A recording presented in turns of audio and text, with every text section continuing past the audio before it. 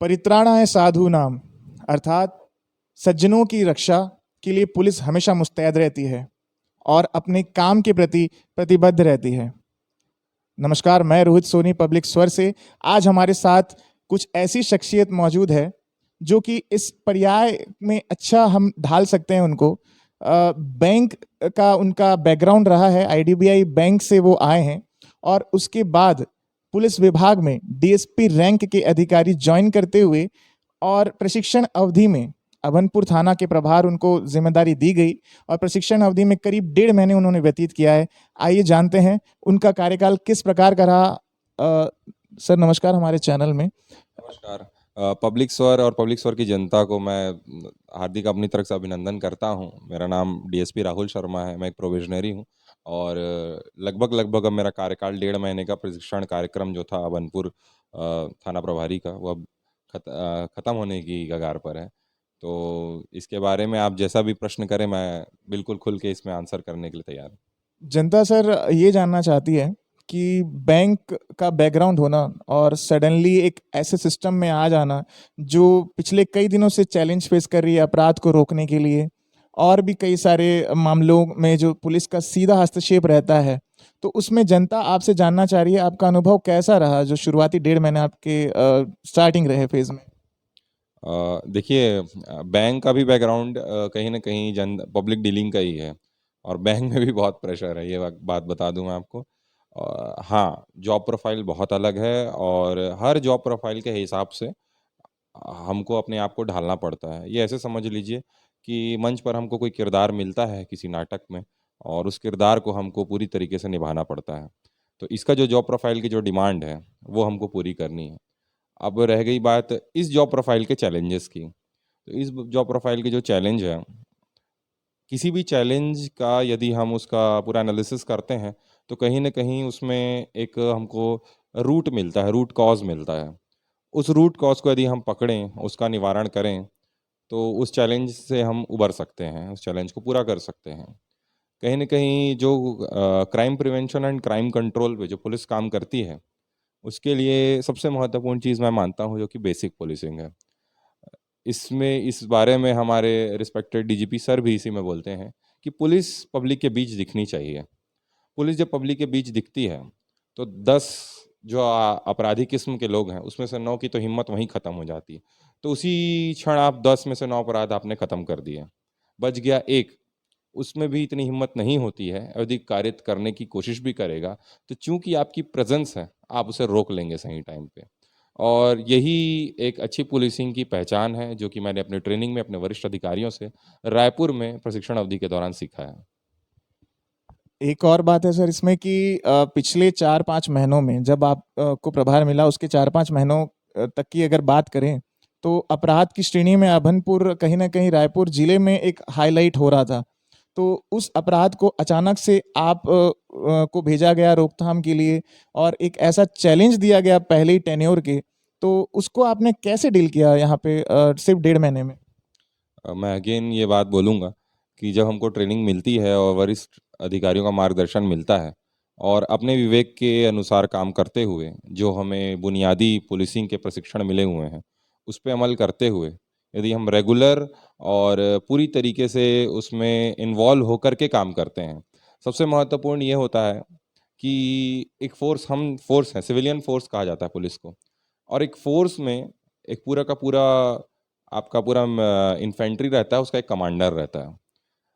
अब कमांडर की सबसे बड़ी पहली खासियत जो मैंने सीखी है आज तक कि he should lead from the front.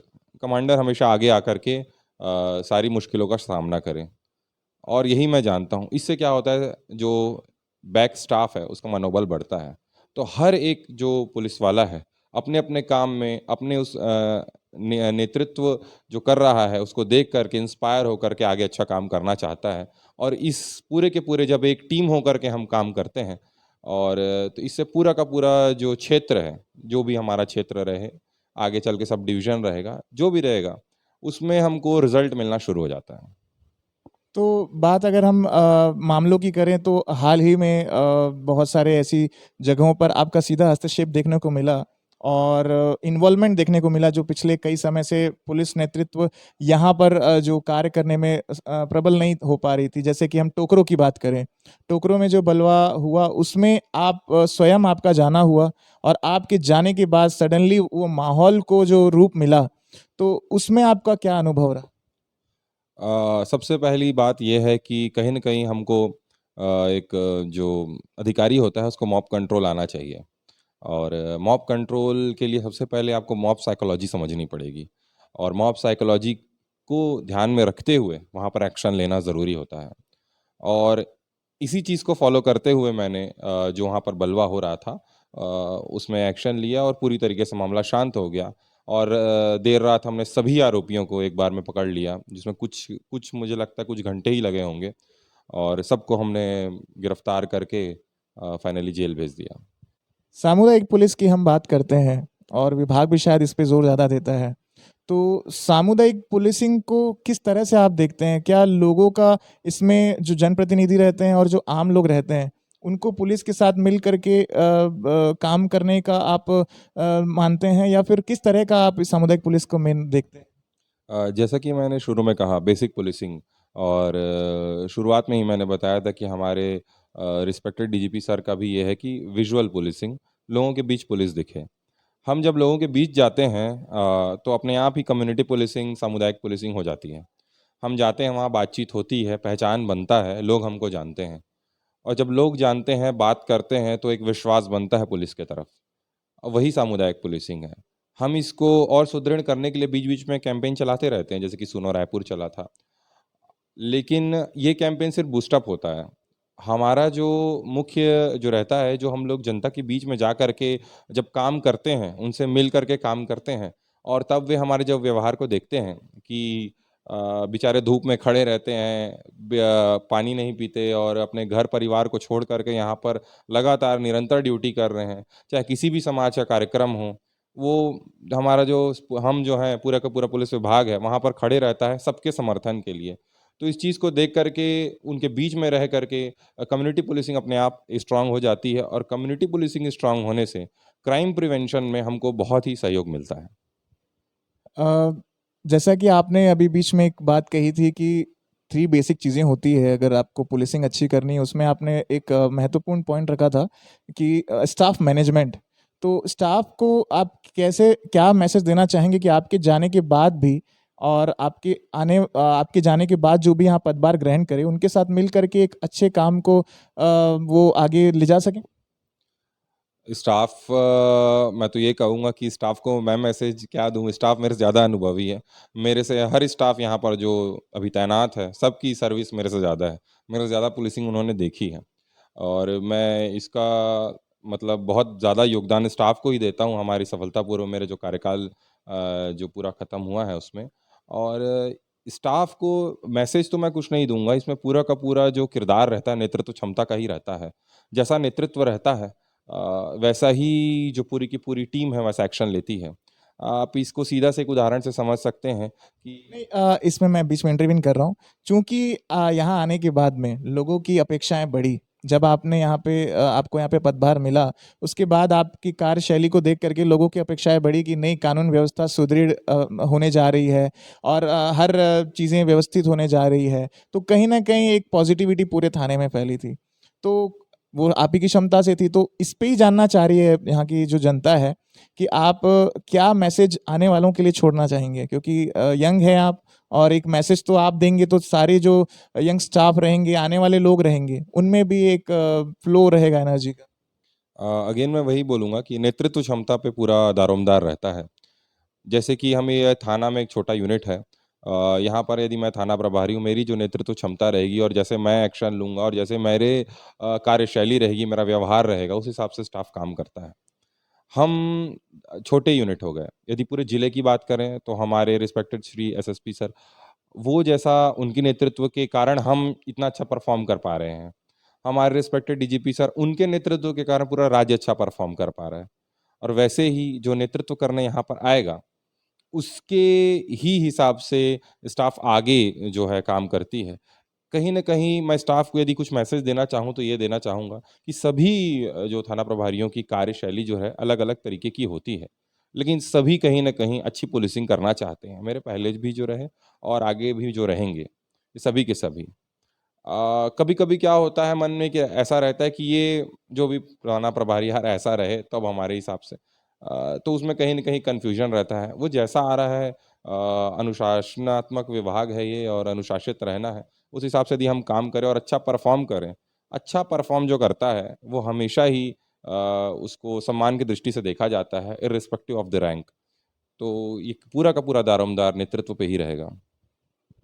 एक प्रमुख सवाल पब्लिक का ये भी था कि कुछ गरीब तबके के लोग जिनका समाज में कोई ज़्यादा महत्व नहीं है और उनको पिछड़े वर्ग में गिना जाता है, पिछड़ा रख दिया जाता है और उनकी अपेक्षाएं भी पुलिस से रहती है लेकिन कुछ सुनवाई ज़्यादा हो नहीं पाती। तो वैसी चुनौती को आप एज ए डीएसपी आपको यहाँ पे प्रभार मिला, वैसी चुनौतियों को आप कैसे देखते हैं? देखिए जैसा आप बता रहे हैं कि पिछड़े तबके के लोग जो हैं, सबसे पहले तो मैं कहूँगा कि कहीं न कहीं पुलिसिंग हमारी कम्युनिटी पुलिसिंग स्ट्रॉन्ग रहेगी तो उनको सपोर्ट रहेगा, फर्स्ट पॉइंट। सेकंड पॉइंट ये रहेगा कि जो जनप्रतिनिधि हैं वहाँ के, यदि हम उन तक नहीं पहुँच सकते, हर एक आखिरी इंसान तक नहीं पहुँच पाएँगे, तो वहाँ के जनप्रतिनिधि तक पहुँचना पुलिसिंग के लिए आसान रहता है। उनको हम मोटिवेट कर सकते हैं, ताकि उनकी जो भी समस्याएँ हैं, वो आपके माध्यम से लेकर के हमारे पास तक आएँ, तो हम उसका निराकरण कर सकें। तो ये दोनों चीज़ें रहेंगी, तो लगभग-लगभग ओवरऑल कवरेज सभी का हो पाएगा। और एक सवाल, अ, आप यहाँ पे जब से आने के बाद में ऐसा कोई मामला जिसमें जो आज सिस्टम लैग करता है इस चीज़ को लेकर के कि अपने काम के दौरान राजनीतिक प्रेशर जो सबसे बड़ा प्रमुख ये अड़ंगा कह लीजिए, तो उसको आपने किस प्रकार से झेला या फिर आया है कि नहीं आया है?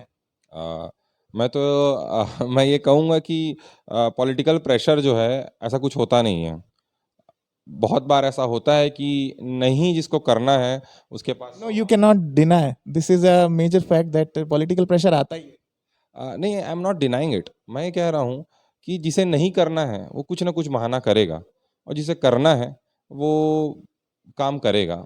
सिंपल सा एग्ज़ाम्पल दे रहा हूँ कि जैसे कि अब किसी किसी न किसी आरोपी को जब आप जेल भेजते हैं, तो कभी-कभी उसे गाँव वाले लोग भी आ जाते हैं कि इसको मत भेजो। उसके घर वाले आ जाते हैं, परिजन आते हैं, वो भी एक छोटा-सा दबाव होता है। तो कहीं न कहीं वहाँ भी हमको उसको समझाना रहता है, लेकिन कानून, वैधानिक जो चीज़ें हैं उसको ध्यान में रखते हुए हमको करना होता है। और जो भी ये आप जैसे प्रेशर ये, इसमें क्या रहता है कि ये समझना पड़ेगा, कोई भी यदि यहाँ पर कोई भी रहता है, जनप्रतिनिधि रहता है, तो उनका यही इच्छा रहता है, हर किसी का यही इच्छा रहता है, समाज में सेवा करने आए हैं, लोगों का भला हो सके। कभी-कभी कुछ मिसअंडरस्टैंडिंग की वजह से, कभी मिसअंडरस्टैंडिंग क्रिएट की जाती है बीच बिचौलियों के द्वारा। उसकी वजह से वो लोगों को लेकर के हमारे पास आते हैं, बोलते हैं कि नहीं हो रहा, इनको काम कर दी। तो हम उसको बैठ करके सॉर्ट आउट कर लेते हैं और वो सॉल्व हो गया। लेकिन लोगों का यहाँ आना और अपनी प्रॉब्लम बताना, यदि ये पॉलिटिकल प्रेशर यदि इसको लोग डिफाइन करते हैं, तो मेरे हिसाब से गलत है। इसलिए शुरू में मैंने कहा कि कोई पॉलिटिकल प्रेशर नहीं होता है। यदि किसी भी कोई भी आपको किसी भी चीज़ के लिए बोलेगा, तो वो प्रार्थी के कल्याण के लिए ही बोलेगा और वैधानिक कार्रवाई करते हुए आप स्वतंत्र हैं, कानून ने आपको स्वतंत्र रखा है।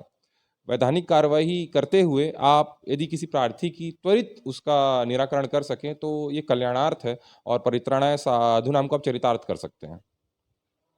अपराध का अगर हम बात करें, अपराध का ग्राफ गिरा है। यहाँ गोलीकांड जैसे खतरनाक मामले भी आए हैं।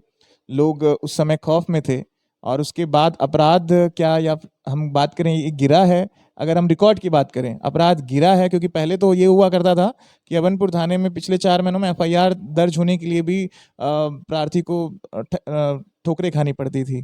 तो अब अपराध का ग्राफ गिरा है या फिर क्या बात? अपराध का ग्राफ यदि मैं डेटा की बात करूं तो कहीं न कहीं गिरा है, पर अपराध कम हुआ है या नहीं हुआ है, ये वहाँ की शांति और व्यवस्था ही बताती है। यदि लोग खुश हैं, खुशहाल हैं, तो आप इसे देख कर के समझ सकते हैं कि अपराध का ग्राफ गिर चुका है। यदि लोग नाखुश हैं, अराजक हैं, तो भले एफआईआर की डेटा यहाँ मायने नहीं रखती है और यहाँ पर आप बोलेंगे कि कहीं न कहीं अपराध बढ़ गया है। तो यदि लोग खुश हैं और लोग संतुष्ट हैं, तो ये अपराध का ग्राफ गिरना ही बताता है। तो हमारे साथ रहने के लिए, हमारे साथ अपना कीमती समय देने के लिए बहुत धन्यवाद सर।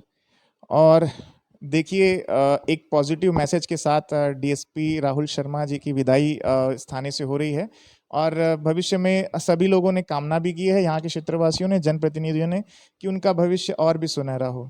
आगे की खबर के बने रहिए। मैं रोहित सोनी, पब्लिक स्वर, धन्यवाद।